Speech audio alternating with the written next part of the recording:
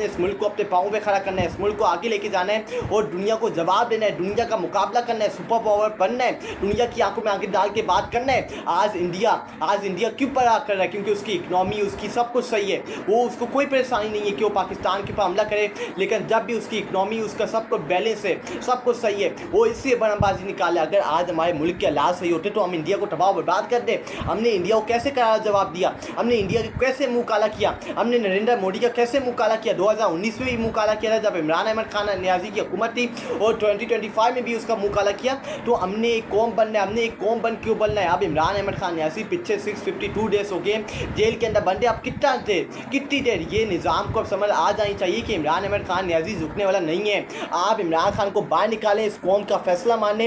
ये कौम क्या चाहती है? ये कौम आपसे चाहती है कि उसका मकबूल थी लीडर, जो कौम एक मकबूल थी लीडर इमरान अहमद खान न्याजी, जिसको आपने जेल के अंदर बंद किया हुआ है, ये कौम उसके पीछे खड़ी है। आप उसको रिहा करें, ये मुल्क अपने पाँव भी खड़ा होगा, इस मुल्क के अंदर आइन और कानून भी बहाल होगा, और इस मुल्क को कोई गंदी नज़र से भी नहीं देखेगा। और जो पाकिस्तान का एक स्ट्रॉन्ग पैगाम है, पाकिस्तान का एक स्ट्रॉन्ग पैगाम है, पाकिस्तान का एक स्ट्रॉन्ग पॉइंट ऑफ व्यू है इंटरनेशनल फोरम के ऊपर, वो भी कायम होगा। आप निकालें तो इमरान अहमद खान न्याजी को, आप उसको वज़ीर आज़म बनाए तो आप फिर अगला मल्ला देखना कि वो कैसे इस मुल्क को आगे लेके जाएगा, वो कैसे इस मुल्क को अपने पाँव पे खड़ा करेगा। नरेंद्र मोदी क्या, नेतन्याहू की भी हिम्मत जरूरत नहीं होगी, नेतन्याहू क्या, नरेंद्र मोदी क्या, अमेरिका की भी जरूरत नहीं होगी कि वो पाकिस्तान के ऊपर गंदी नज़र से देखे। इमरान खान वो लीडर था जो सब लीडर्स को एक साथ मिला के रखता था। इमरान खान वो बंदा था जो इस मुल्क के ऊपर बात आती थी तो उस बात को ख़त्म करके छोड़ता था, लेकिन इस मुल्क का समझौता नहीं करता था। इमरान खान अपने गरीबों का हमदर्द था। इमरान खान ने अपनी गरीब आवाम के लिए सब कुछ कुर्बान कर दिया था। लंगर खाने खोले, सेहत कार्ड खोला आवाम के लिए, गरीब आवाम के लिए। कोरोना वायरस में उससे मुल्क को कहाँ से कहाँ लेके, बाकी मुल्क स्ट्रगल कर रहे थे, परेशान थे, लेकिन कोरोना वायरस के टाइम में उस वक्त इमरान खान की हुकूमत की पूरी दुनिया टाइप की जिस तरह उससे पॉलिसीज़ बनाई, गरीब आवाम की मदद की, गरीब आवाम को गिन नहीं दिया, उनके कारोबार को तबाह बर्बाद किया, उनके कारोबार को आगे ऊपर ले गया, ऊंच में लेके फैक्ट्रियाँ पाकिस्तान के अंदर खुली हुई थी।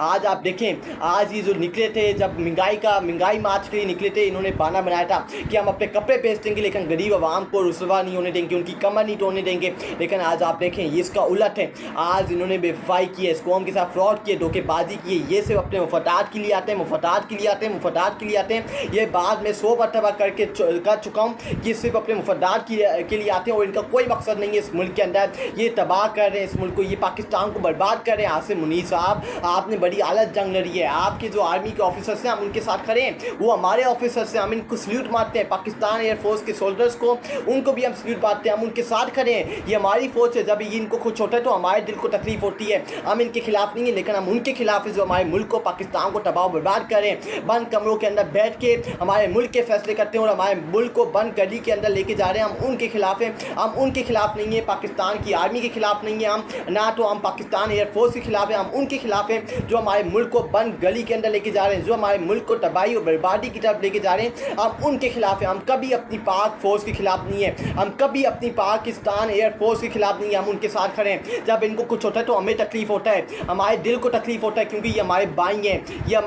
हैं, और भाई जो मुसलमान होते हैं वो आपस में भाई बहन होते हैं। हमें तकलीफ होता है, हमारा एक ही ईमान है और हम एक ही रब को मानते, तो हमें कैसे दुख नहीं होगा, हम कैसे हमारे दिल को तकलीफ नहीं होगी। फ़लस्तीन के अंदर जो हमारे मुसलमान बहन भाइयों के साथ हो रहा है उसके ऊपर भी हमें दुख होता है कि उनके साथ क्यों हो रहे हैं। 57 मुस्लिम ममालिक के लीडरान क्यों चुप करके मुंह के ऊपर ताले लगा के चुप करके बैठे हुए, हमें दुख होता है, हमें तकलीफ होती है कि क्यों चुप करके बैठे हुए हैं। ये पाकिस्तान की फ़ौज भी मेरी है, मैं क्लियर एंड क्लीन मैं से पूछना चाहता हूँ जो कहते हैं कि PTI वाले, पाकिस्तान की आर्मी, पाकिस्तान के फ़ौज और पाकिस्तान के इनसे नफरत करते हैं, ये उनकी भूल है। हम सबसे ज़्यादा इमरान खान भी अपने फ़ौज से मोहब्बत करते हैं, अपने मुल्क से मोहब्बत करते हैं, और हम जो इमरान खान के सपोर्टर्स हैं, जो इमरान खान को छानने वाले हैं, हम कभी अपनी पाकिस्तान की आर्मी के खिलाफ नहीं थे। ये जो ऊपर कठपुतली यजीद फ़िरौन बैठे हुए हैं, ये हमारी आर्मी के खिलाफ थे। इन्होंने हमारी आर्मी को हर फोरम पे जलील रुस्वा किया, इन्होंने हमारे मुल्क की बेइज्जती करवाई, हमारे मुल्क को जलील रुस्वा करवाया। आज आप देखिए इनकी इज्जत और वक़ार नहीं है। आज इमरान खान ने जेल के अंदर बैठ के, वो मौलाना फजल रहमान हो, वो शरीफ ख़ानदान हो,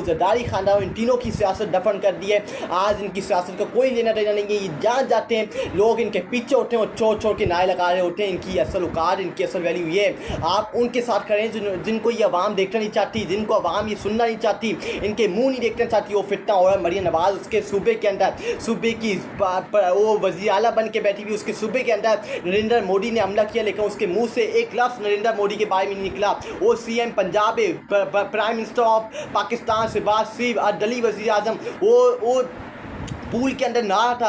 फिर आसिम मुनीर की उसके पास कॉल आई कि पाकिस्तान की पर हमला हो गया, ये शहबाज शरीफ है, ये इसकी असलियत है, ये इसकी असल औकात है। शहबाज शरीफ एक कठपुतली वज़ीर आज़म है, इसकी कोई औकात, इसकी कोई वैल्यू नहीं है। ये गिरा हुआ आदमी है, ये मुल्क चलाएगा नहीं, ये मुल्क नहीं चला सकते। ये गिरे हुए लोग हैं, ये पाकिस्तान को कहाँ नुमाइंदगी करेंगे।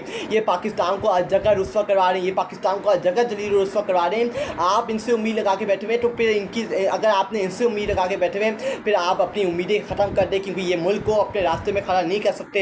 ये सिर्फ अपने मुफादात के लिए आते हैं। जब इनके मुफादात पूरे हो जाते हैं, ये अपने मुफादात पूरे करके पाकिस्तान से एक जहाज लेते हैं और फरार हो जाते हैं और वहाँ चले जाते हैं जहाँ इनका मन्ना जीना है। इनका पाकिस्तान में मन्ना जीना नहीं है। ये जो पाकिस्तान की नारे लगा रहे होते हैं, पाक फौज के नारे लगा रहे होते हैं, ये वही लोग जब हुकूमत से निकलते हैं तो पाक फौज और हमारे जवानों की, शहीदों की बेउम्मती करते हैं, उनके ऊपर लानतान करते हैं, हर फोरम पर जाके पाकिस्तान फौज के खिलाफ बयानियाँ बनाते हैं, उनको जलील रुस्वा करते हैं, पाकिस्तान के खिलाफ बयानियाँ बनाते हैं, पाकिस्तान को जलील रुस्वा करवाते हैं पूरी दुनिया के अंदर, और पाकिस्तान को फिर जिल्लत का सामना करना पड़ता है। ये वो लोग हैं, ये घटिया लोग हैं, ये जिल्लत लोग हैं, ये पाकिस्तान की यजीर और फ़िरौन लोग हैं। फॉर्म 47 के ऊपर इनको हुकूमत बना के दी गई थी, ये नहीं है, ये डिज़र्व नहीं करते, ये इनको नहीं देनी चाहिए हुकूमत। ये इस मुल्क को, पाकिस्तान को तबाह बर्बाद करेंगे।